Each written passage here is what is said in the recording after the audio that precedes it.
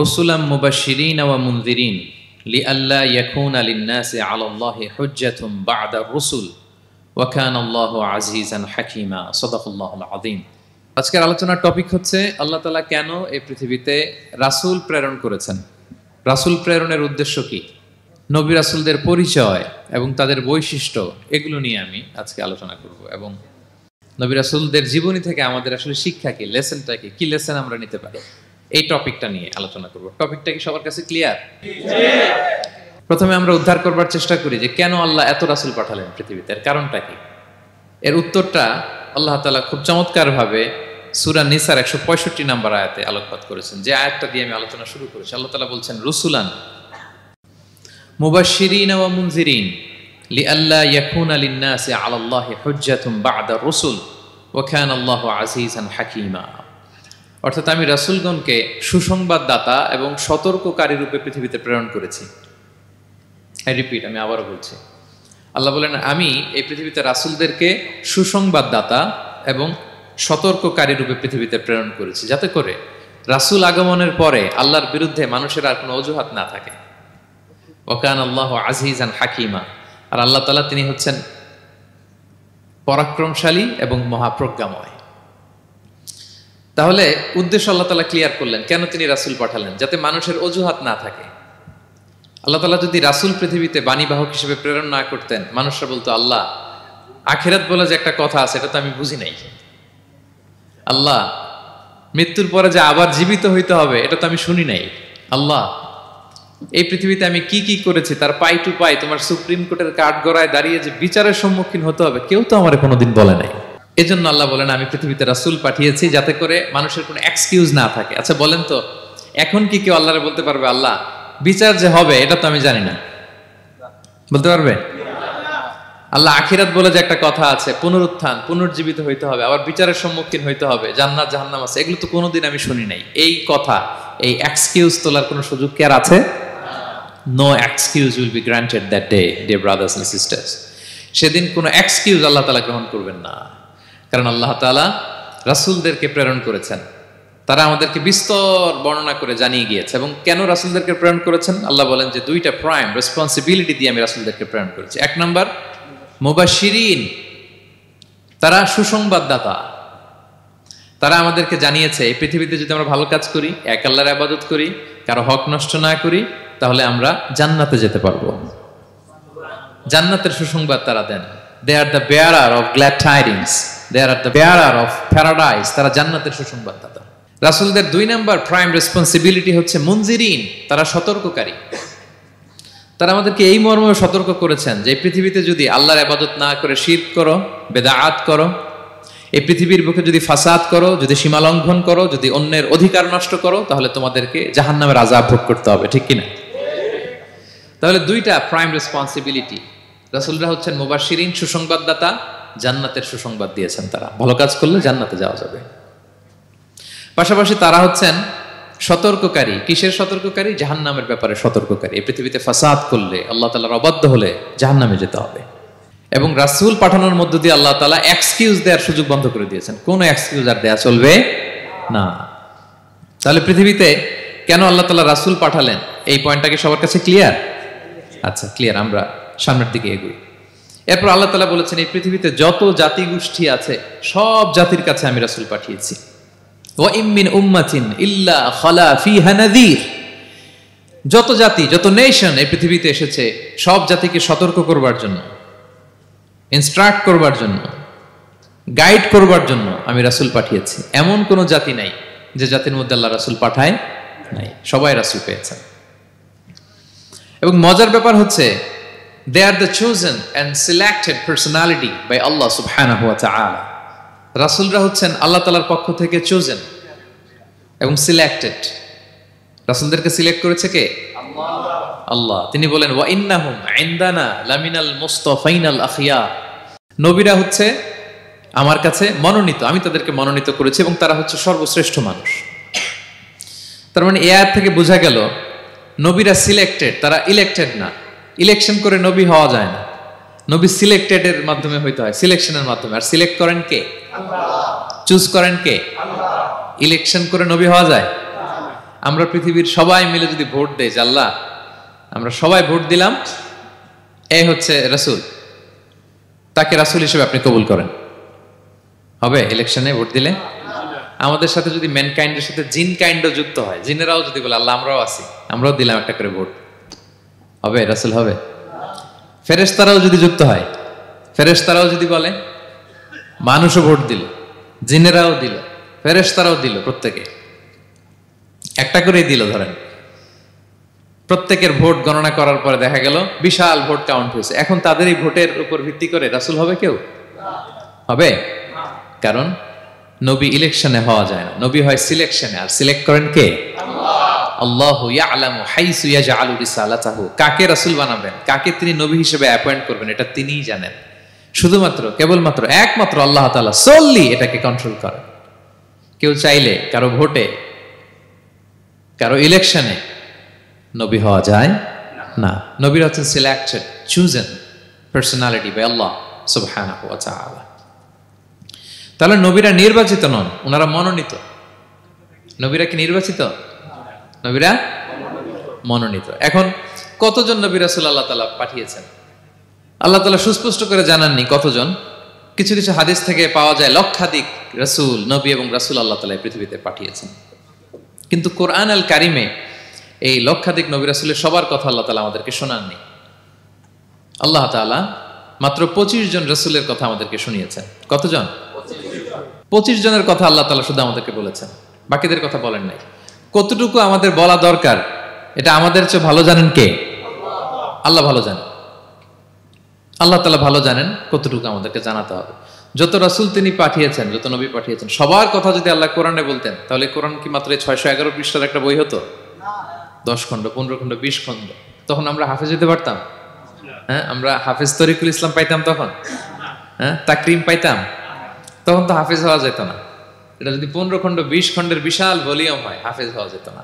এজন্য আল্লাহ তাআলা সব নবীদের কথা আমাদেরকে শোনায় নাই, মাত্র 25 জন নবীর কথা কোরআনে আল্লাহ শুনিয়েছেন। কতজন? আল্লাহ বলেন রুসুলান কদ কসাসনাহুম আলাইকা মিন ক্বাবলু ওয়া রুসুলান লাম নাকসুসহুম আলাইক। নবী হে, অনেক রাসূলের কথা আপনাকে শুনিয়েছি, আবার অনেক রাসূলের কথা আমি শোনাই নাই। যাদের কথা শোনানোর প্রয়োজন মনে করেছি তাদের কথাই আমি শুনিয়েছি। তাহলে আমরা বুঝলাম কোরআনে বর্ণিত হয়েছে কয়জন নবী রাসূলের নাম? সবাই বলবেন আওয়াজ করে, কয়জন? 25 জন।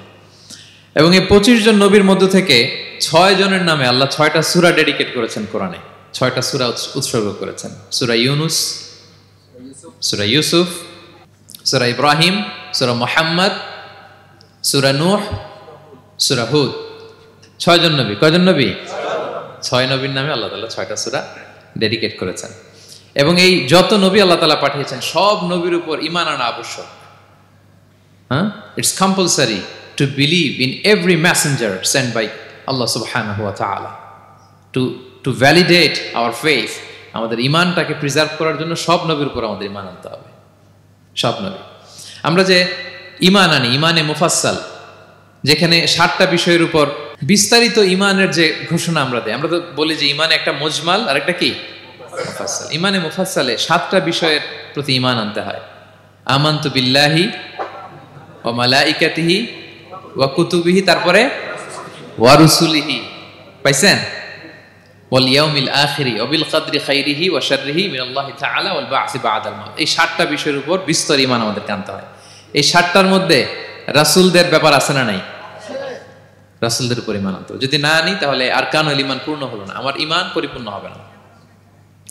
তাহলে রাসূলদের উপর পূর্ণাঙ্গ ঈমান আনা এটা আবশ্যক। এবং এই সকল নবী এবং রাসূলদের একটাই ধর্ম ছিল। ধর্মটার নাম কি? সবাই বলুন, কি নাম? সবার একটাই ধর্ম, সব নবীর একটাই ধর্ম। কারণ আল্লাহর কাছে মনোনীত ধর্ম কয়টা? একটা। ইন্নাদ দীনা ইনদাল্লাহিল ইসলাম। আল্লাহর কাছে মনোনীত একটাই ধর্ম, সেটা হচ্ছে ইসলাম। এই যে ইহুদি বলে, নাসারা বলে, এগুলো ধর্ম না, এগুলো বংশ, গোষ্ঠী, জাতির নাম অনুসারে নামকরণ করা হয়েছে। যেমন নাসারা এসেছে, ঈসা আলাইহিস সালামের মা মারিয়াম ফিলিস্তিনের নাসিরিয়া শহরে জন্মগ্রহণ করেছেন। নাসিরিয়া, ওইখান থেকে আসছে নাসারা। ইয়াকুব আলাইহিস সালামের 10 ছেলে, এই 10 ছেলের মধ্যে থেকে এক ছেলের নাম হচ্ছে ইয়াহুদা। এই ইয়াহুদা থেকে এসেছে ইহুদি। কিন্তু সব নবীর ধর্ম একটা। আওয়াজ করে বলুন তো সবাই, সেটা কি? ইসলাম। সবার ধর্ম একটা ছিল ইসলাম। বিষ্ণু ইসলাম বলেন ওয়াল আম্বিয়াউ ইখওয়াতুন লিআল্লাতিন, সেই বুখারীর বর্ণনা, নবীগণ হচ্ছে একে অন্যের বৈমাত্রেয় ভাইয়ের মতো। বৈমাত্রেয় ভাই মানে মা ভিন্ন কিন্তু বাবা এক, এরকম হয় না? ধরেন আমার বাবা যদি একাধিক বিয়ে করে, তো প্রত্যেক স্ত্রী গর্ভে যদি সন্তান আসে, তো আমরা সবাই তো ভাই, কি বলেন? কিন্তু মা ভিন্ন। মা কি? তবে বাবা এক। নবীদের দৃষ্টান্তটা এরকম, আল আম্বিয়া ও ইখওয়াতুন লিআল্লাহ, নবীরা হচ্ছেন বৈমাত্রেয় ভাইয়ের মতো, তাদের মা ভিন্ন কিন্তু বাবা এক। বিষ্ণু ইসলাম বলেন উম্মাহাতুহুম শাত্তা ওয়া দীনুহুম ওয়াহিদ, তাদের শরীয়ত, তাদের বিধিবিধান এটা ভিন্ন ভিন্ন কিন্তু তাদের দিন কি? এক, সেটা হচ্ছে ইসলাম। সকল নবীর ধর্মের নাম হচ্ছে ইসলাম। যেমন ইব্রাহিম আলাইহিস সালামের ব্যাপারে আল্লাহ তাআলা বলেন মা কানা ইব্রাহিমু ইয়াহুদিয়ান ওয়ালা নাসরানিয়ান ওয়ালাকিন কানা হানিফাম মুসলিমা ওয়া মা কানা মিনাল মুশরিকিন। নবী ইব্রাহিম আলাইহিস সালাম উনি ইহুদিও ছিলেন না, নাসারাও ছিলেন না, উনি একনিষ্ঠ মুসলিম ছিলেন। কি ছিলেন? আল্লাহ নবী ইউসুফ আলাইহিস সালাম উনি সবসময় আল্লাহর কাছে দোয়া করতেন, আল্লাহ তাওয়াফানি মুসলিমান ওয়াল হিকনি বিসসালিহিন, আল্লাহ তুমি আমাকে মুসলিম হিসেবে মৃত্যু দিও আর সৎকর্মশীলদের সাথে অন্তর্ভুক্ত করে নিও। তো উনি মুসলিম না হলে এই দোয়া করতেন, আল্লাহ মুসলিম হিসেবে মৃত্যু দিও। সুলাইমান আলাইহিস সালাম রানী বিলকিসের কাছে একটা চিঠি লিখেছেন, এই চিঠি আবার পাঠিয়েছেন হুদহুদ পাখিকে দিয়ে। হুদহুদ পাখির ঠোঁটে করে এটা কামড় দিয়ে নিয়ে বিলকিসের রাজপ্রাসাদের ভেন্টিলেশনের ভিতর দিয়ে ঢুকে বিলকিস লাঞ্চ করে বিশ্রাম নিতেছিল, এর বুকের উপরে চিঠিটা রেখে ফুরুত করে উড়াল দিছে হুদহুদ।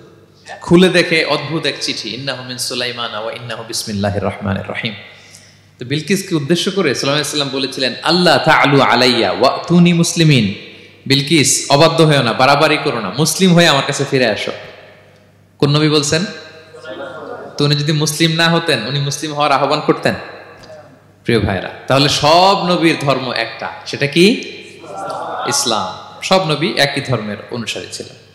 এ পর্যায়ে আমরা কমন প্রফিটিক ফিচার্স, 10টা কমন ফিচার আছে যেটা সব নবীদের ক্ষেত্রে প্রযোজ্য। সব নবীদের ক্ষেত্রে এই ফিচারগুলো পাওয়া যায়। এই 10টা কমন ফিচার নিয়ে আলোচনা করব ইনশাআল্লাহ। এই 10টা কমন ফিচারের 1 নম্বর হচ্ছে আল ওয়াহি। সকল নবীকে আল্লাহ তাআলা ওহী পাঠিয়েছেন, রেভেলেশন, প্রত্যাদেশ। ওহী মানে সিক্রেট মেসেজ, যেটা নবী শোনে আর আল্লাহ জানে, দুনিয়ার মানুষ এটা শোনে না। নবীরা বললে কেবল শোনে। সুবহানাল্লাহ বলেন। সব নবীকে আল্লাহ এই ওহীটা পাঠিয়েছেন, জিবরাইল আলাইহিস সালাম মারফত ওহী পাঠিয়েছেন, অথবা সরাসরি কিতাব পাঠিয়েছেন, কিংবা সহিফা পাঠিয়েছেন। আল্লাহ তাআলা ইরশাদ করছেন ইন্না আওহাইনা ইলাইকা কামা আওহাইনা ইলা নূহি ওয়ান নাবিয়িনা মিন বাদি। নবী নূহ আলাইহিস সালামের পরে সব নবীদের কাছে আমি যেমনি ওহী পাঠিয়েছি, আপনার কাছেও আমি এভাবে ওহী পাঠিয়েছি। সব নবীদের কাছে আমি এভাবে ওহী পাঠিয়েছি। সূরা বাকারার শুরুতে মুত্তাকিদের সংজ্ঞা দিতে যে আল্লাহ তাআলা বলেন ওয়াল্লাযীনা ইউমিনুনা বিমা উনজিলা ইলাইকা ওয়া মা উনজিলা মিন ক্বাবলিক ওয়া বিল আখিরাতি হুম ইউকিনুন। মানে নবী হে, মুত্তাকি তো তারা যারা আপনার উপর যে কিতাব নাজিল হয়েছে এটার উপরও ঈমান আনে, ওয়া মা উনজিলা মিন ক্বাবলিক, এর আগে যত কিতাব নাজিল হয়েছে তার উপরও ঈমান আনে। তা আমরা যদি শুধু কোরআনের উপর ঈমান আনি হবে? তার আগে যত কিতাব, আসমানি কিতাব নাজিল হয়েছে এগুলোর উপরও ঈমান আনার দরকার আছে না নাই? বলেন বলেন। তাওরাতের উপর ঈমান আনতে হবে, জাবুর, ইনজিল, সুহুফে ইব্রাহিম ও মূসা সবগুলোর উপর ঈমান আনতে হবে। তো এই ওহীগুলো আল্লাহ তাআলা নাজিল করেছেন। তাহলে 1 নাম্বার কমন ফিচার হচ্ছে আল্লাহ তাআলা ওহী পাঠিয়েছেন, সব নবীকে ওহী দিয়েছেন। 2 নাম্বার ফিচার হচ্ছে same language of the people. নবীকে আল্লাহ তাআলা যেই জাতিগোষ্ঠীর কাছে পাঠিয়েছেন তিনি ওই জাতির ভাষাতেই কথা বলেছেন। ধরেন মালয় এলাকাতে যদি আল্লাহ নবী পাঠান আর ওই নবী যদি আরবিতে কথা বলে, তা আমাদের মালয়েশিয়ান ভাইরা বুঝবে?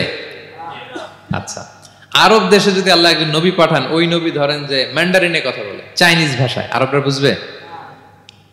চায়নাতে ধরেন আল্লাহ তাআলা এক নবী পাঠালো, সে ওখানে যে হিন্দি ভাষায় কথা বলে, চাইনিজ লোকেরা বুঝবে না। তাহলে যেই জাতির কাছে আল্লাহ পাঠাইছেন ওই জাতির ভাষা দিয়ে আল্লাহ নবীকে পাঠাইছেন। সুবহানাল্লাহ। আল্লাহ তাআলা ইরশাদ করেন ওয়ামা আরসালনা মির রাসূলিন ইল্লা বিলিসানি কওমিহি লিউবাইকিনা লাহুম। আল্লাহ তাআলা যত রাসূল পৃথিবীতে প্রেরণ করেছেন, বিলিসানি কওমি, যে জাতির কাছে প্রেরণ করেছেন ওই জাতির ভাষায় প্রেরণ করেছেন, যাতে করে নবীর কথা এরা বুঝে। নবীরা এসেছেন বাণী বাহক হয়ে, এখন এই বাণী যদি বুঝতে না পারে তাহলে কাজ হবে? এজন্য প্রত্যেক নবীকে আল্লাহ তাআলা যেই জাতির কাছে পাঠিয়েছেন ওই জাতির ভাষায় পাঠিয়েছেন। তিন নম্বর হচ্ছে সকল নবীকে আল্লাহ তাআলা very good standard of character দিয়েছেন। চারিত্রিক দৃষ্টিকোণ থেকে অতুলনীয় ছিল এক একজন নবী। পা থেকে মাথা পর্যন্ত কালো দাগ ফেলার মতো কিছু ছিল না। আল্লাহু আকবার। মাসুম ছিলেন। আহলুস সুন্নাহ ওয়াল জামাআর আকীদা হচ্ছে প্রত্যেক নবী ছিলেন মাসুম, কোনো গুনাহ করেন নাই, নিষ্পাপ প্রতিটা নবী। সর্বোত্তম চরিত্র দিয়ে আল্লাহ তাআলা, অনুপম চরিত্র দিয়ে আল্লাহ তাআলা তাদেরকে পাঠিয়েছেন। আল্লাহ তাআলা বলেন, ওয়া ইন্নাকা লাআলা খুলুকিন আযীম, and verily you are on a very good standard of character. নবী হে, আপনি চমৎকার একটা ক্যারেক্টারের উপর প্রতিষ্ঠিত। আপনার আচরণের মতো, ক্যারেক্টারের মতো আচরণ অতুলনীয়, পৃথিবীতে দ্বিতীয়টা খুঁজে পাওয়া যায় না, ঠিক কিনা? কারণ নবীরা যদি মডেল হন, তাদের আচরণ যদি ভালো না হয়, তাহলে মানুষ কি তাদেরকে গ্রহণ করবে? মানুষ তো তাদের কাছ থেকে শিখবে, জানবে। তো জন্য তাদের আচরণ চমৎকার হওয়ার দরকার আছে না নাই? চমৎকার আচরণ, চমৎকার চারিত্রিক মাধুর্য দিয়ে আল্লাহ তাআলা পৃথিবীতে এক একজন নবীকে প্রেরণ করেছেন। সব নবীরা ভেরি গুড স্ট্যান্ডার্ড অফ ক্যারেক্টারের অধিকারী ছিল। 4 নম্বর হচ্ছে প্রত্যেক নবীকে আল্লাহ তাআলা মিরাকেল দিয়েছেন, মানে মুজিজা, as a proof of their prophethood. তাদের নবুয়তির প্রমাণ হিসেবে আল্লাহ তাআলা তাদেরকে মিরাকেল দিয়েছেন, মুজিজা। যেমন সালেহ আলাইহিস সালামকে আল্লাহ তাআলা মুজিজা দিয়েছিলেন। তার জাতির কাছে যখন তিনি দাওয়াত দিলেন, তারা বলল, সালেহ তুমি যে নবী এটা আমরা বুঝবো কি করে? এক শর্তে আমরা তোমার উপর ঈমান আনতে পারি। সালেহ আলাইহিস সালাম বললেন, কি শর্ত? বলতেছে, এই যে পাহাড় দেখো, এই পাহাড়ের ভেতর থেকে যদি একটা উট বের করো, 10 মাসের গর্ভবতী একটা উটটা বেরোবে, বেরোয় বাচ্চা দিবে, সাথে সাথে আমরা ওটার দুধ দহন করে খাবো, এরপর আমরা ঈমান আনবো। চিন্তা করছেন কত শর্ত? পাহাড়ের ভেতর থেকে কি বের করে দেখাইতে হবে? উট। উনি আল্লাহর কাছে দোয়া করলেন, আল্লাহ বললেন কবুল। তবে কথা না শুনলে কিন্তু খবর আছে। বলছে ঈমান আনবে, ঈমান না আনলে কিন্তু খবর আছে। উনি দোয়া করলেন, আল্লাহ কবুল করলেন। পাহাড় বিদীর্ণ হয়ে একটা বিশাল আকৃতির উট বের হয়ে আসলো, 10 মাসের গর্ভবতী উট। মুহূর্তে এটা ডেলিভারি করলো একটা উটের বাচ্চা, এবং দুধ দিতে আরম্ভ করলো, ওলান ভর্তি দুধ। সবাই পেট ভরে দুধ খেলো। খাওয়ার পরে কয়, তুমি জাদুকর। খাওয়ার পরে সালেহ আলাইহিস সালাম কি বলে? ইউ আর এ ম্যাজিশিয়ান, তুমি জাদুকর, তুমি তো বড় ভেলকিবাজ সালেহ, তুমি পাহাড়ের ভিতরে ভেলকি ঢুকাই দিছো। আল্লাহ তাআলা তাদেরকে একটা সাউন্ড গ্রেনেড, প্রচন্ড শব্দ তরঙ্গ দিয়ে ধ্বংস করে দিলেন। কানের পর্দা ফেটে সবগুলো লাশ হয়ে জমিনে পড়ে রইল। তাহলে এই যে সালেহ আলাইহিস সালাম যেটা দেখাইছেন, এটা কি ভেলকি ছিল? ম্যাজিক ছিল? কি ছিল? মুজিজা, miracle, as a proof of their prophethood. তাদের নবুয়তির প্রমাণ হিসেবে আল্লাহ তাআলা তাদেরকে মুজিজা দিয়েছেন। মূসা আলাইহিস সালামের মুজিজা কি ছিল? লাঠি। ফাআলকাহা ফাইযা হিয়া হাইয়াতুন তাসআ। ওই লাঠি রেখে দিলে মুভিং স্ন্যাক হয়ে যেত, নড়তেছে সাপ, ছবল মারবে। সুবহানাল্লাহ। এটা কি ম্যাজিক ছিল? কি ছিল? মুজিজা। ঈসা আলাইহিস সালামকে আল্লাহ তাআলা মাইন্ড ব্লোয়িং মুজিজা দিয়েছেন। অন্ধ ব্যক্তির চোখে হাত বুলিয়ে দিলেই দৃষ্টিশক্তি ফিরে পেত। ধবল রোগী, কুষ্ঠ রোগীর গায়ে টাচ করে দিলে স্কিন পরিষ্কার হয়ে যেত। মৃত ব্যক্তিকে দাঁড়াতে বললে মুহূর্তে দাঁড়িয়ে যেত। কুম বিইযনিল্লাহ, আল্লাহর আদেশে দাঁড়াও বললে লাশ জীবিত হয়ে দাঁড়িয়ে যেত। বেলকিবাজি ছিল এটা? কি ছিল? বিষ্ণু ঈসা ইসলাম দাওয়াত দিচ্ছেন কুরাইশদেরকে, ওরা মানে না। বিষ্ণুনবী পাগল পড়া, বললেন, আচ্ছা বলো কুরাইশের লোকেরা কি বললে বিশ্বাস করবে যে আমি সত্য নবী? কি বললে বিশ্বাস করবে? তারা বলল, মুহাম্মদ ওই যে আকাশের চাঁদ, এটার 2 ভাগ করে দেখাইতে বললে বিশ্বাস করবো তুমি সত্য নবী। কি আবদার দেখছেন? হ্যাঁ, নবীদেরকে পেয়ে মামুর বাড়ির আবদার নিয়ে আসছিল এক এক জাতিগোষ্ঠী। বলে, মুহাম্মদ আকাশের জলজলে চাঁদটাকে যদি তুমি 2 ভাগ করে দেখাতে পারো, তবেই বুঝবে তুমি নবী। বিষ্ণু ইসলাম আল্লাহর কাছে দোয়া করলেন। আল্লাহ বলেন, ঠিক আছে। ইখতারাবাতিস সাআতু ওয়ানশাক্কাল কমার ওয়া ইয়ারাউ আয়াতান ইয়ারিদু ওয়া ইয়াকুলু সিহরুম মুস্তামির। বিশ্বনবী সাব্বাবা, এই আঙ্গুলের নাম কি? ইবহাম, সাব্বাবা, ওয়ুসতা, বিংসার, খিনসার।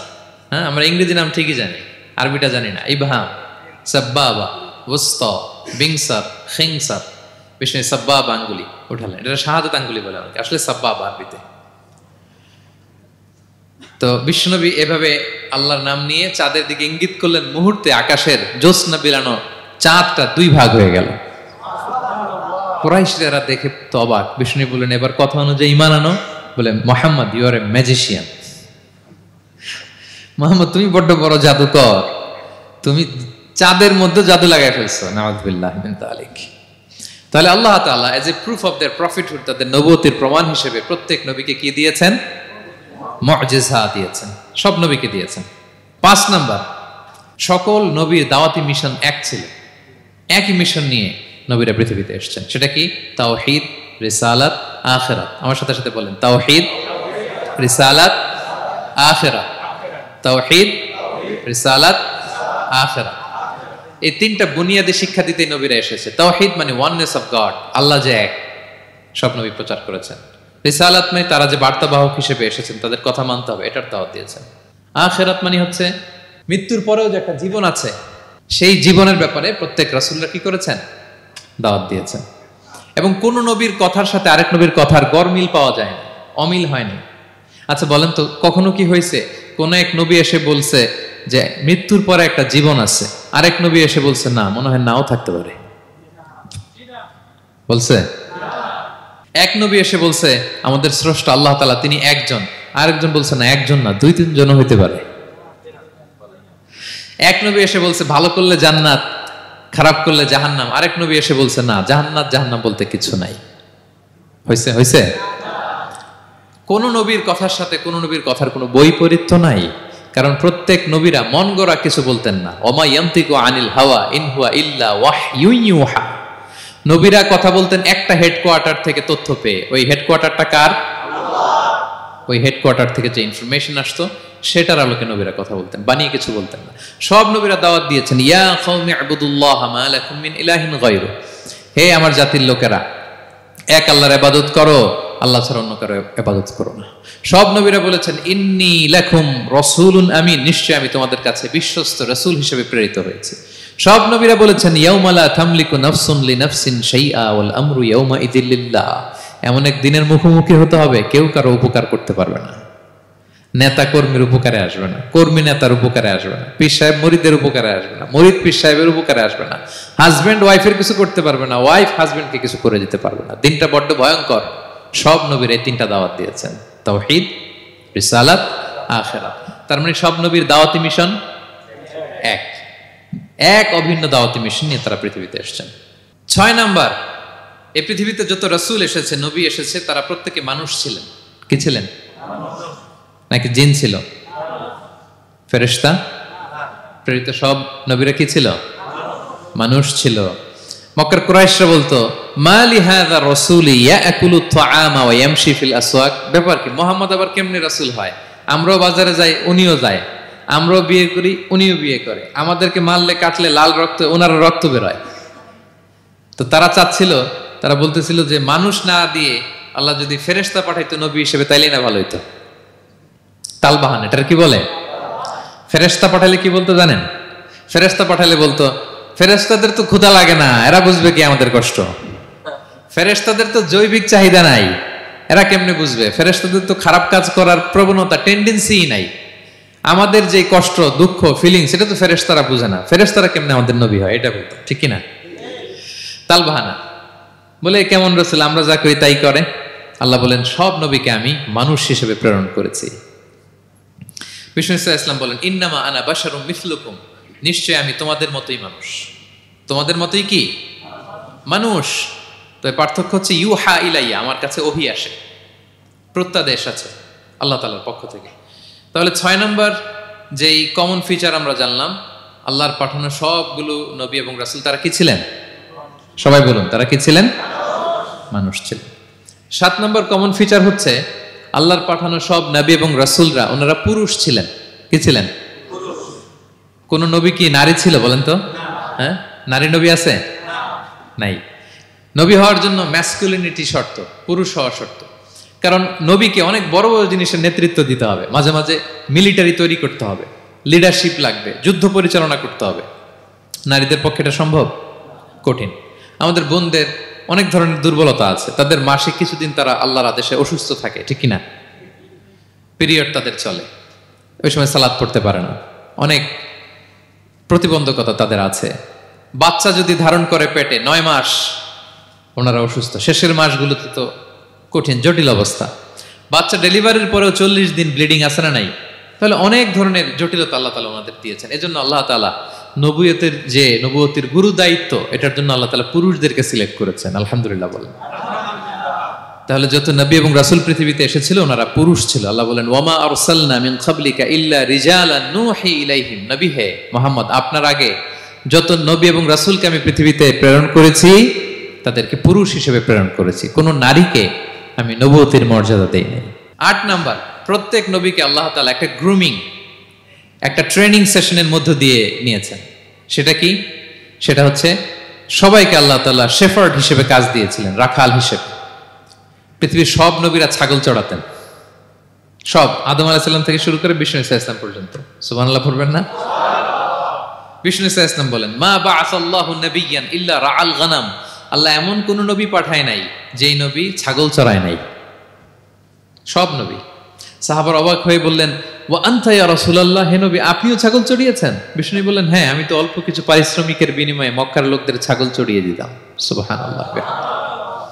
কেন সব নবীকে দিয়ে আল্লাহ ছাগল চড়ালেন? এই ট্রেনিং সেশন, গ্রুমিং সেশন কেন? কারণ ছাগলকে একসাথে বসানো কঠিন। ছাগল একটু কি বলে, একটু টেরা টাইপের প্রাণী, কথা শুনতে চায় না। ধরেন যে সারা সপ্তাহ আপনি খুব ব্যস্ত, একদিন সুযোগ পাইছেন সপ্তাহে যে আজকে আমি ফ্রি আছি, যাই পুকুরে যে আমিও গোসল করি, ছাগলটারও গোসল করাই। এটা ধরে যদি এখন পুকুরের দিকে টান দেন কি করবে? পা দুইটা এমন শক্ত করে মাটিতে ধরে রাখবে, আপনি যত টানবেন ওর ঘাড়ের চামড়া ছিঁড়ে যাচ্ছে, তারপরেও আসে না। এরপর ছাগলগুলোর একসাথে রাখা কঠিন, একটা নেচে ওদিকে যায়, আরেকটা লাফ দেয় এদিকে, আরেকটা ওইদিকে। এদেরকে যদি কেউ একত্রিত করতে পারে তাহলে এই জাতিকে, মানব জাতিকে একত্রিত করা তার জন্য একেবারে সহজ, পানি ভাত, ঠিক কিনা? এজন্য আল্লাহ এই মানব গোষ্ঠীর উপর লিডারশিপ কায়েমের আগে ছাগল চড়িয়েছেন। এবং যারা মরুভূমিতে ছাগল চড়ায়, যে শেফার্ডগুলো, যেই রাখালগুলো, তাদের অনেক শক্তিশালী হইতে হয়। গায়ে শক্তি না থাকলে ছাগল চড়ানো যায় না, কিন্তু লাঠি নিয়ে হই হই করে পিছনে দৌড়াইতে হয়, নেকড়ের ছোবল থেকে ছাগলগুলোকে রক্ষা করতে হয়, বাঘ নেকড়ে এগুলো থেকে বাঁচাইতে হয়। তার মানে এটা করার মধ্য দিয়ে এই জাতিকে কিভাবে জাহান্নামের আগুন থেকে বাঁচাবে নবীদের ওই ট্রেনিং হয়ে যায়। সুবহানাল্লাহ। ছাগল এদিক ওদিক দৌড়াতে থাকে, এদেরকে যেমনি একত্রিত করতে হবে, নবীদের কাজও হচ্ছে মানব গোষ্ঠীকে ইউনাইটেড করা, একত্রিত করা। এজন্য আল্লাহ তাআলা মা বাআসাল্লাহু নাবিয়্যান ইল্লা রাআল গানাম, এই পৃথিবীতে এমন কোন নবী পাঠান নাই যেই নবীকে দিয়ে আল্লাহ তাআলা ছাগল চড়ান নাই। সব নবীর মধ্যে এটা কমন। 8 নম্বর পয়েন্ট। 9 নম্বর পয়েন্ট হচ্ছে enmity from their own people. যত নবী দাওয়াত নিয়ে আসছে তারা চ্যালেঞ্জের মুখোমুখি হয়েছেন, শত্রুতার মুখোমুখি হয়েছেন। কেউ ওনাদের জন্য রেড কার্পেট রিসেপশন দেয় নাই। নবীদের পথ ছিল বড় পিচ্ছিল, এটা কুসুমাস্তীর্ণ ছিল না, কণ্টকাকীর্ণ। কেউই সহজে মেনে নেয় নাই। দাওয়াত দিছে তো রিজেক্ট, সবাই প্রত্যাখ্যান করেছে, সবাই প্রত্যাখ্যান করেছে। এটা কমন ছিল, প্রত্যেক নবীকে এটা মুখোমুখি হতে হয়েছে। Mockery, vulgarism, operation, mental torture, physical torture and what not, সব ধরনের। ইভেন অনেক নবীকে হত্যা করা হয়েছে দিনের দাওয়াতের কারণে। বনি ইসরায়েলের লোকেরা তাদের নিজেদের 70,000 নবীকে নিজেরা হত্যা করেছে। এমনকি আমার নবী বিষ্ণু নবী মুহাম্মদ রাসূলুল্লাহ সাল্লাল্লাহু আলাইহি ওয়াসাল্লামকে হত্যার ষড়যন্ত্র করা হয়েছিল। আল্লাহ তাআলা দয়া করে বিষ্ণু নবীকে হিজরতের ব্যবস্থা করে দিয়ে প্রাণে বাঁচিয়েছেন, মক্কা থেকে মদিনাতে পাঠিয়ে দিয়েছেন।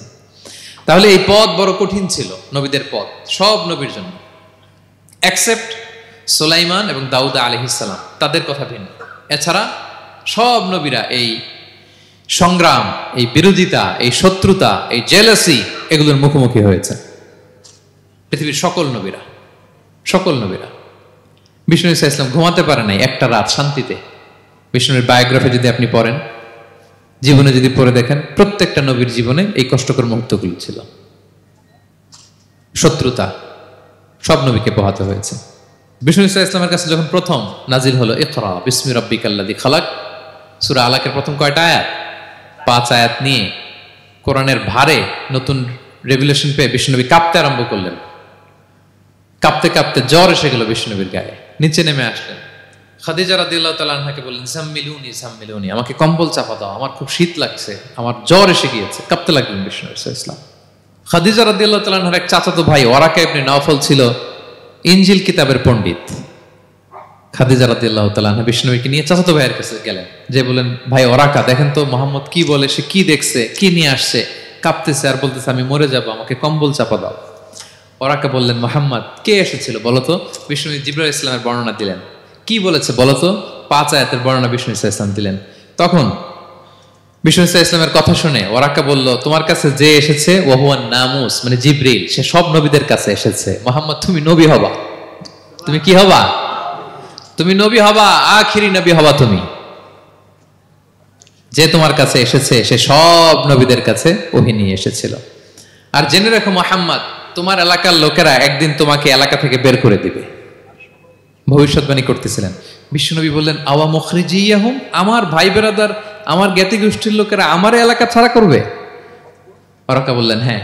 লাম ইয়াতি রাজুলুন ক্বাত্তু বিমিসলি মা জিতা বিহি ইল্লা উদিয়া, তোমার মতো এরকম রিসালাতের দায়িত্ব নিয়ে যারাই কোনো জাতির কাছে এসেছে তাদের সাথে এরকম শত্রুতা করা হয়েছে। বিষ্ণু ইসলাম সেদিনের কথা শুনে, ওরাকার কথা শুনে অবাক হয়েছিলেন। তাহলে সব নবীদের ক্ষেত্রে 9 নম্বর কমন বৈশিষ্ট্য হচ্ছে তাদেরকে বাধার সম্মুখীন হতে হয়েছে। এখনো যারা নবীদের পথে চলবে বা চলে তাদের জীবনে বাধা বিপত্তি আছে না নাই? হ্যাঁ, তারা জেনে বুঝেই এই পথে এসেছে, তারা হিসাব মিলিয়েই এই পথে নেমেছে। এজন্য বাধা বিপত্তি চ্যালেঞ্জ কোন মুমিনকে তার রাস্তা থেকে সরাতে পারে না, ঠিক কিনা বলেন? এক চুলো নড়াতে পারে না। এটা নবীদের পথ, এটা নবীওয়ালা কাজ। এখানে জুলুম থাকবে, এখানে বাধা বিপত্তি থাকবে, এখানে চ্যালেঞ্জ থাকবে। এই পথটা সোজা, সিরাতুল মুস্তাকিম। যদি শেষ মাথায় যাওয়া যায়, ডাইরেক্ট জান্নাতুল ফিরদাউস। আলহামদুলিল্লাহ। তাহলে সব নবীরা বাধার সম্মুখীন হয়েছে। 9টা কমন ফিচার গেল। 10 নম্বর, দ্য লাস্ট কমন ফিচার, পৃথিবীর সব নবীরা ইন্তেকাল করেছেন, আর কোন নবী আসবে না। আসবে? পৃথিবীর সব নবীরা মারা গিয়েছেন, কিন্তু আলামুল বারজাখে, বারজাখের জগতে নবীরা জীবিত। আই রিপিট, আমি আবারও বলি, প্রত্যেক নবী তার কবরে জীবিত। আলামুল বারজাখে। আমরা এই দুনিয়াতে আসার আগে যেই জগতে ছিলাম, ওই জগৎটার নাম হচ্ছে আলামুল আরওয়াহ, মানে রুহের জগৎ। সেখান থেকে আমরা এই জগতে এসেছি, এটার নাম আলামুদ দুনিয়া, দুনিয়ার জগৎ। আবার মৃত্যুর পরে যে নতুন এক্সটেশনে আমরা যাব, সেটার নাম হচ্ছে আলামে বারজাখ, বারজাখের জগৎ। নবীরা ওই বারজাখের জগতে জীবিত। বিষ্ণু ইসলাম সুনান আবু দাউদের হাদিসে বলেন যে, ইন্নাল্লাহা হাররামা আলাল আরদি আন তাকুলা আজসাদাল আম্বিয়া, আল্লাহ তাআলা এই জমিনকে, নবীদের দেহকে কনজিউম করাকে হারাম করে দিয়েছেন। মানে জমিনের জন্য নবীদের লাশকে পচিয়ে ফেলা, খেয়ে ফেলা হারাম। যত নবী যেখানে ইন্তেকাল করেছেন, তাদের পবিত্র দেহ মোবারক এখনো আগের মতো একেবারে যখন মৃত্যুবরণ করেছিলেন তখন লাশটা যেমন তাজা ছিল, এখনো প্রত্যেকে তার কবরে এরকম তাজা লাশ নিয়ে শুয়ে আছে। প্রত্যেক নবী কবরে জীবিত। বিষ্ণু ইসলাম ওনার কবরে জীবিত। তবে এটা বারজাকি জগতে। এই দুনিয়া তিনি যেভাবে জীবিত ছিলেন ওইভাবে না, বারজাকি জগতে জীবিত। আমরা যখন প্যারা নবীর উপর সালাম পৌঁছাই, দুরুদ পড়ি, প্রত্যেক ফেরেশতা, একটা ফেরেশতা আছে এই দুরুদগুলোকে নিয়ে বিষ্ণুনবীর কাছে পৌঁছায়। আপনার বাবার নাম, আপনার নাম বলে ফেরেশতা বলে যে অমুকের ছেলে অমুক আপনাকে সালাম দিয়েছে। বিষ্ণুনবী কবর থেকে নিজে ওই সালামের উত্তর বলে, কারণ বিষ্ণু ইসলাম বারজাকের জগতে তিনি জীবিত। হায়াতুন নবী, বারজাকের জগতে তিনি জীবিত।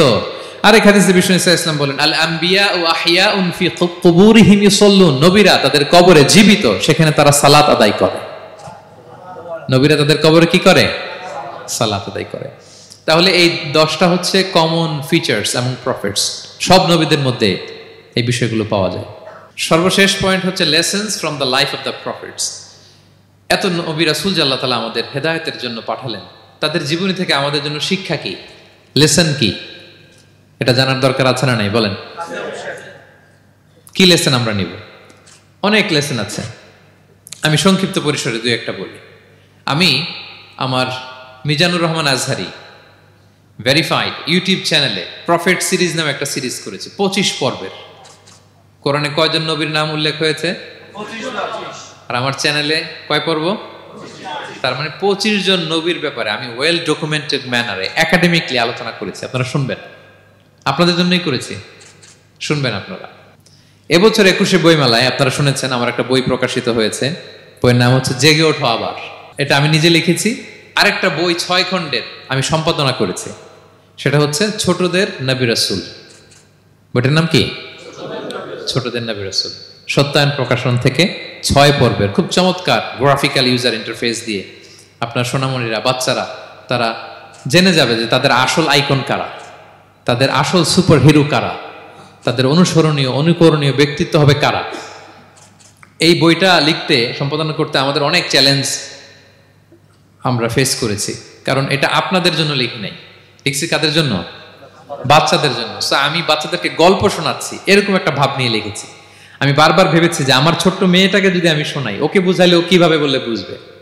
গল্পের মতো করে খুব রস দিয়ে আনন্দ দিয়ে প্রতিটা বাক্য এভাবে সাজানো হয়েছে। 6 খণ্ডের ছোটদের নবী রাসূল সিরিজ, যদি সুযোগ হয় আপনারা সংগ্রহ করবেন।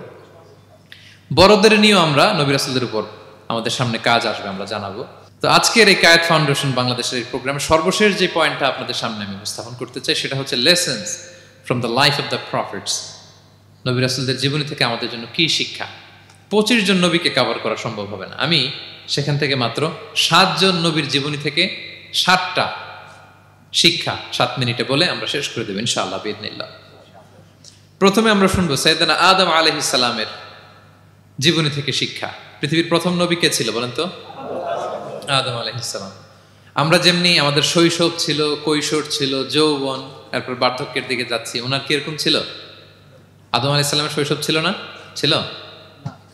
কৈশোর ছিল? কনফিউশনে পড়ে গেছে। ছিল? ছিল না। মজার ব্যাপার হচ্ছে ওনার শৈশব কৈশোর ছিল না, ওনাকে আল্লাহ সৃষ্টি করতে যুবক করে সৃষ্টি করছে। সুবহানাল্লাহ, এত আসতে কেন? সৃষ্টি করতেই যুবক, 60 হাত লম্বা। কয় হাত?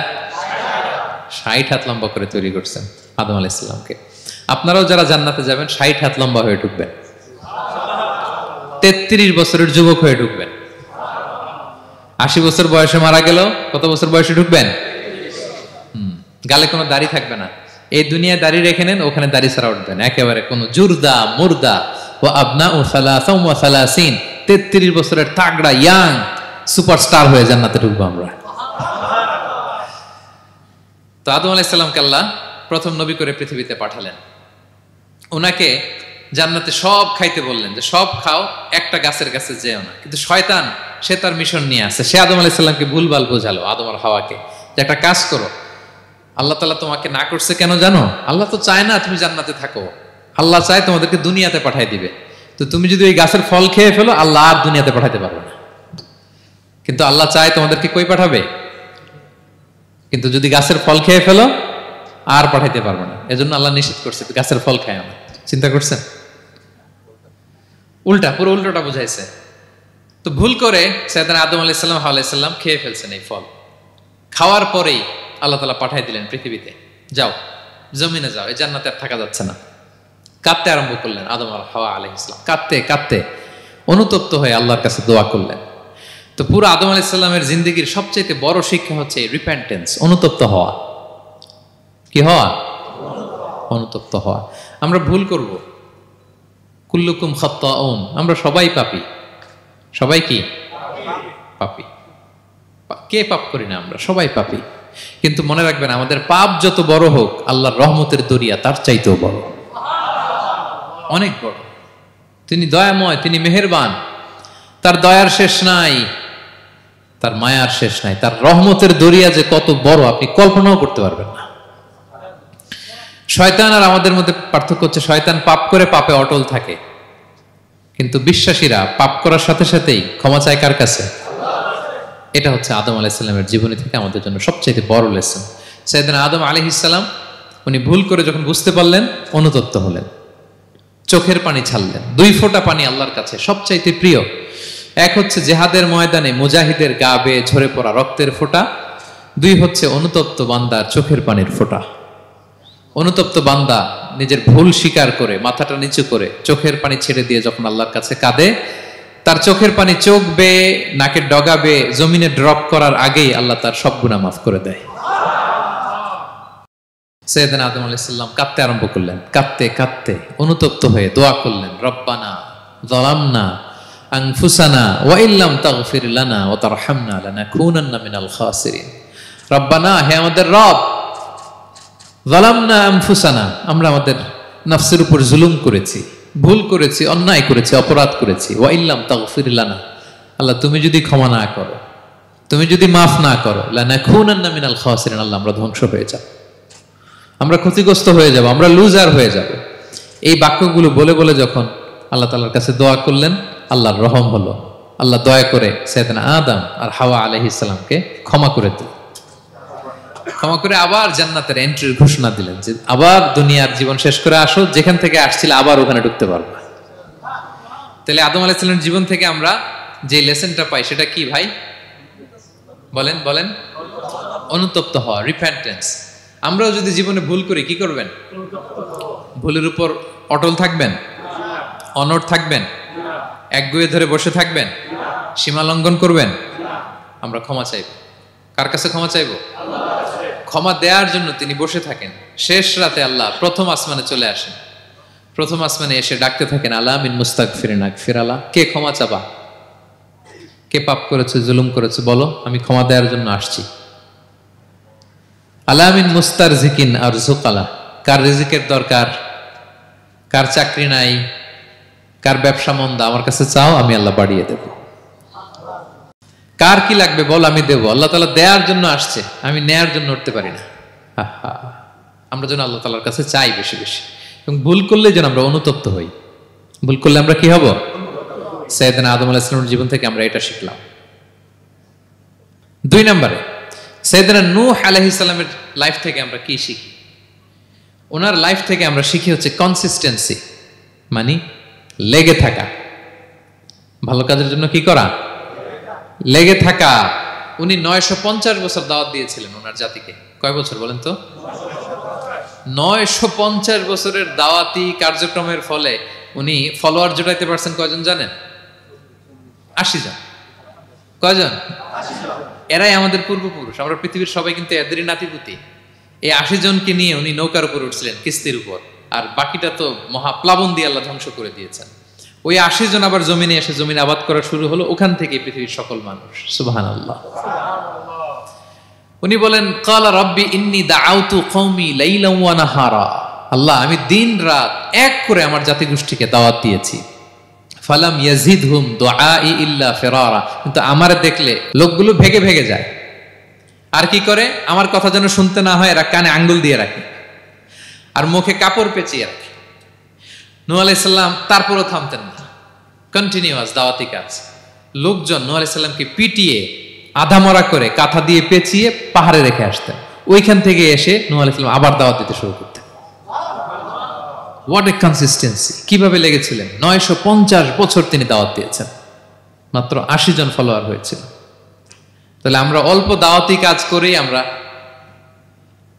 হতাশ হয়ে যাই। হায় রে, আমার কথা শুনলো না, হায় রে আমার কথা পৌঁছাইল না, হায় রে আমার কাছে এসে কেউ মুসলিম হইল না, হায় রে আমার কথা। অস্থির। আপনার কাজ হচ্ছে পৌঁছে দেওয়া, আপনার কাজ হচ্ছে কোরআনের কথা মানুষকে বলা। এটা দিয়ে কতটুকু কি হবে এটার ফয়সালা কার? তাহলে নূহ আলাইহিস সালামের জীবনী থেকে আমাদের শিক্ষা হচ্ছে কনসিস্টেন্সি। 950 বছর উনি লাগাতার দাওয়াত দিয়েছেন, থামে নাই, হতাশ হয় নাই, হাল ছাড়া নাই। নবীরা কখনো হাল ছাড়ে না। সুবহানাল্লাহ পড়ে। 3 নাম্বার, ইব্রাহিম আলাইহিস সালামের জীবনী থেকে আমাদের জন্য শিক্ষা হচ্ছে ওবিডিয়েন্স, আনুগত্য। কি করে আল্লাহ তাআলার কাছে আনুগত্য করতে হয়। আল্লাহু আকবার। আমি মনে হয় 1 ঘন্টার উপরে আলোচনা করেছি আমার প্রফেট সিরিজ ইব্রাহিম আলাইহিস সালামের জীবনী নিয়ে। ওনার পুরো জীবনটা আল্লাহ কোনো কিছু বলতে দেরি, আল্লাহর আদেশের সামনে মাথা পেতে দিতে ইব্রাহিম আলাইহিস সালামের দেরি হয়নি।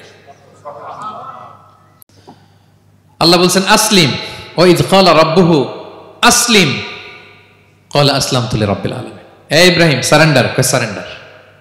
সুবহানাল্লাহ। ইব্রাহিম আনুগত্য করো, আল্লাহ আনুগত্য করছি।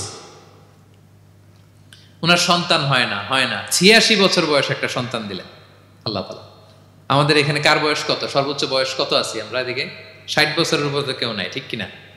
86 বছর বয়সে আল্লাহ সন্তান দিয়েছেন ইসমাঈল আলাইহিস সালাম। কত বছর বয়সে? সন্তানটা আদরের নাকি? হ্যাঁ, আদরের না? শেষ কালে একটা সন্তান পেলেন 86 বছর বয়সে। ইব্রাহিম আর হাজেরার ঘরকে উজাড় করে ফুটফুটে এক সন্তান ইসমাঈল আলাইহিস সালাম আসলেন। ভালোবাসা, আদর যেন ঠিকরে পড়ে, এত গদগদ ভালোবাসা। এবার বললেন, যাও হাজেরা আর দুধের সন্তান ইসমাইলকে মরুভূমিতে ফেলে দিয়ে আস। বলতে দেরি, রেখে আসতে দেরি নেই। এটাই হচ্ছে ইব্রাহিম আলাইহিস সালামের আনুগত্য। ধুধুমরু প্রান্তরে হাজেরা আর ইসমাইল আলাইহিস সালামকে রেখে আসলেন, চলে আসলেন। বুকটা ফেটে চৌচির, 86 বছর বয়সে একটা সন্তান পেলাম, দুধের বাচ্চা, আমার স্ত্রী সহ মরুভূমিতে রেখে আসলাম। রেখে আবার থাকাও যাবে না, যাও তুমি ফিলিস্তিনে, এরা থাকবে মক্কায় মরুভূমির মাঝখানে। পরে আল্লাহ জুরহুম কওমের মাধ্যমে এদেরকে পানি, জামজাম অনেক কিছু দিলেন। লম্বা ঘটনার দিকে যাচ্ছে। এরপর হৃদয় যখন ফেটে চৌচির হয়ে যায়, তখন আল্লাহ তাআলা বলেন, ঠিক আছে যাও, যা একটু ছেলেরা দেখে আসো। এবার যে দেখে ছেলেরা আরো মায়া লাগে, কারণ একটু বড় হয়েছে তো, এবার দৌড়াইতে পারে, হাঁটতে পারে। সুবহানাল্লাহ বলেন। এবার যখন দৌড়াইতে পারে, হাঁটতে পারে, আব্বু আব্বু বলে ডাকতে পারে, মায়াটা যখন একটু গাঢ় হয়েছে, আল্লাহ বলে এবার ছেলেরা জবাই কর।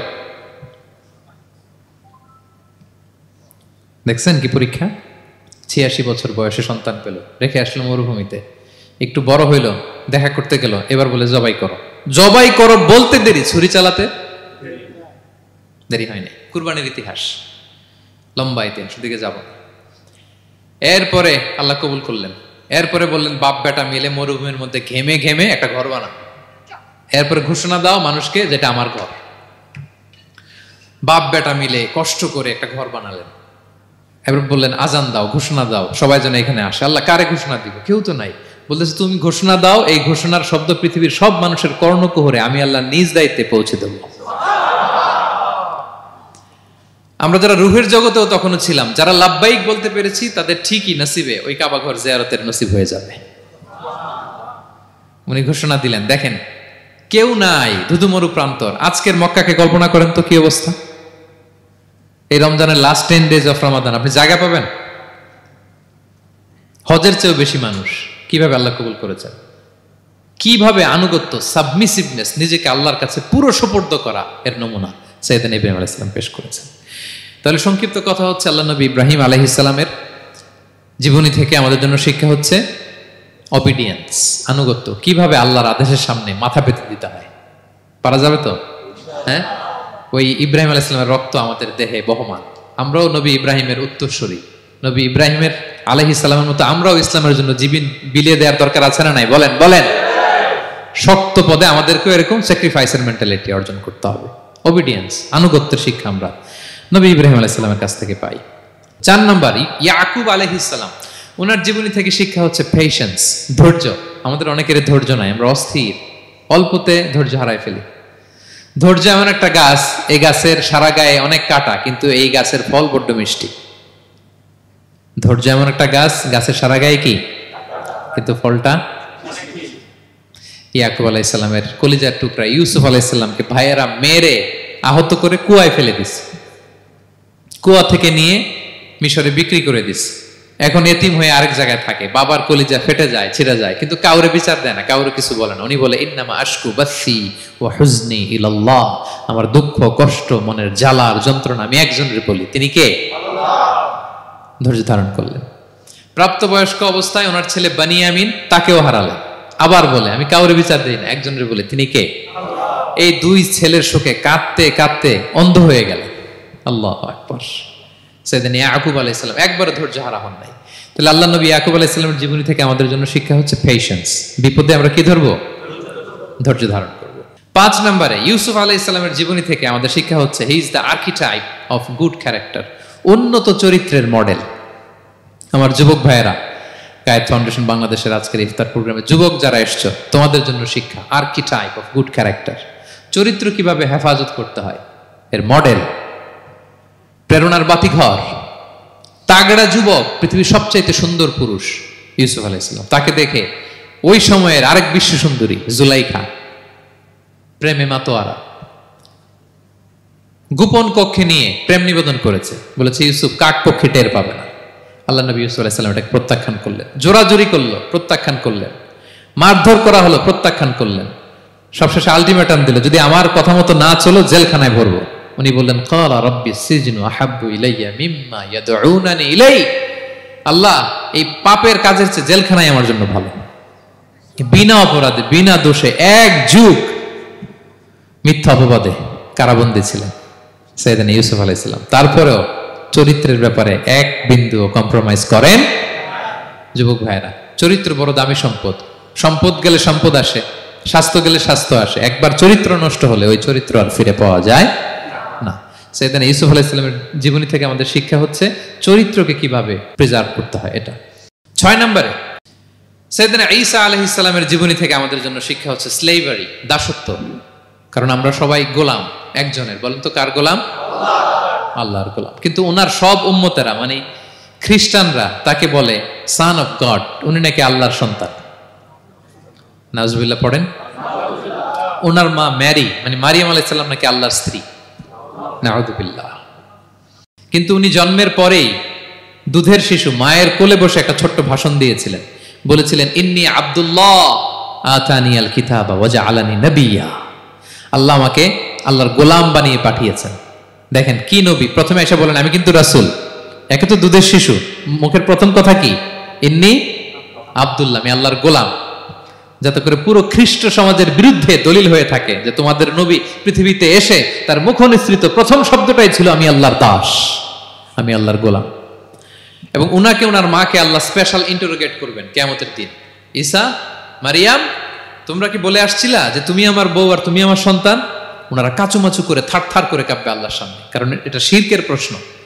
তারা বলবে আল্লাহ আমরা যদি বলতাম আপনি তো জানতেন, আপনি যা শিখিয়েছেন আমরা তাই বলেছি। আল্লাহ জানেন যে উল্টাপাল্টা কিছু বলে নাই, তারপরও কোটি কোটি মানুষের সামনে এত বিশাল জনগোষ্ঠী কেন এই নবীকে আল্লাহর সন্তান বললো? আল্লাহ তাআলা ঈসা আলাইহিস সালামকেও ছাড়বেন না, জিজ্ঞেস করবেন। তিনি বলবেন আল্লাহ আমি যে তোমার গোলাম এটার দাওয়াত দিয়েছি, আর আজীবন গোলামের মতোই ছিলাম। ঈসা আলাইহিস সালাম কৃষকের সাথে, মজুরের সাথে, কুলির সাথে, ধোপাতের সাথে বন্ধুত্ব করেছিলেন। সমাজের নিচু শ্রেণীর লোকেরা ছিল তার ফলোয়ার। আল্লাহু আকবার। তাহলে সাইয়েদনা ঈসা আলাইহিস সালামের জীবনী থেকে আমরা শিখলাম আমরা সবাই আল্লাহর গোলাম, আল্লাহর দাস।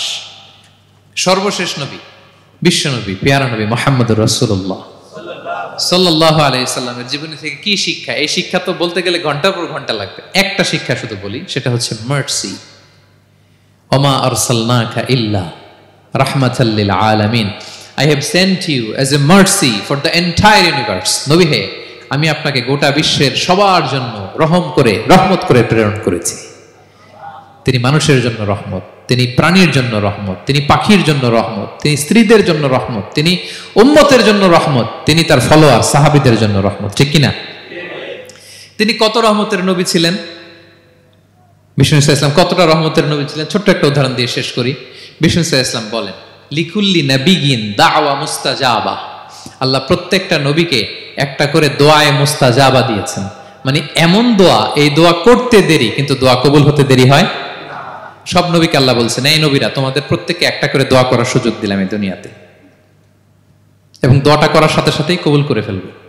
বিষ্ণু বলেন লিকুল্লি নাবিয়িন দাওয়া মুস্তাজাবা। সব নবীরা একটা করে দোয়া মুস্তাজাব পেয়েছেন, দাআউ বিহা। আর নবীরা ওই দোয়াটা দুনিয়াতেই করে ফেলছে। সব নবীর ওই স্পেশাল দোয়া যেটা করলেই কবুল, ওটা সব নবীরা কি করছে? দুনিয়াতেই করে ফেলেছে। কিন্তু বিশ্বনবী বলেন ওয়া ইন্নী আখতাবিউ দাওয়াতি শাফাআতান লি উম্মতি ইয়াউমাল কিয়ামা। আমি আমার সেই দোয়াটা এই দুনিয়ার বুকে অন্যান্য নবীদের মতো করি নাই। আমি আমার দোয়াটা আমার গুনাহগার উম্মতের জন্য কিয়ামতের কঠিন দিনে তারা যখন মুসিবতে পড়ে যাবে, ওই মুসিবত থেকে বাঁচার জন্য ওই দোয়াটা আমি আমার উম্মতের জন্য রেখে দিয়েছি। ওয়া ইন্নী আখতাবিউ দাওয়াতি শাফাআতান লি উম্মতি ইয়াউমাল কিয়ামা। সব নবীরা এই দোয়াটা করেছে, দুনিয়াতেই কবুল হয়ে গিয়েছে। কিন্তু বিষ্ণুনবী বললেন আমি চাইলে এই দোয়াটা করতে পারতাম। তায়েফের ময়দানে বিষ্ণুনবী ওই দোয়া করলে বিষ্ণুনবীর গা দিয়ে রক্ত ঝরে না। কুরাইশদের সাথে বিষ্ণুনবীর 3 বছর জেল খাটা লাগে না। মদিনাতে বিষ্ণুনবী অনেক না খেয়েছিলেন, পেটে পাথর বেঁধেছিলেন, দোয়া করলে জান্নাত থেকে খাবারের বস্তা চলে আসতো, মুহূর্তেই কবুল। জীবনের কোনো কঠিন পরিস্থিতিতে বিষ্ণুনবী এই দোয়াটা করে নাই। বিষ্ণু বলেন আমি আমার এই দোয়াটা স্পেশালি আমার গুনাহগার উম্মতের জন্য রেখে দিয়েছি। কিয়ামতের কঠিন ময়দানে আমার গুনাহগার উম্মত যখন বিপদে পড়ে যাবে, তাদেরকে ওই বিপদ থেকে বাঁচানোর জন্য ওই দোয়াটা আমি প্রিজার্ভ করে দিয়েছি। বিষ্ণু ইসলাম আমার জন্য এই দোয়াটা রেখে দিয়েছেন। প্রিয় ভাইয়েরা, এই দোয়াটা আপনার জন্য রেখে দিয়েছেন। বিষ্ণুনবী দোয়াটা আমাদের জন্য রেখে দিয়েছেন। চাইলে এই দুনিয়াতে এই দোয়াটা করতে পারতেন, করেন নাই। সব নবীরা করে ফেলেছেন। এজন্য বিষ্ণুনবীকে বলা হয়েছে ওমা আরসালনাকা ইল্লা রাহমাতাল লিল আলামিন। নবী হে, I have sent you as a mercy for the entire universe. গোটা বিশ্বের জন্য আপনাকে আমি রহমত করে প্রেরণ করেছি। আপনি রহমতের নবী, আপনি দয়ার নবী, মায়ার নবী।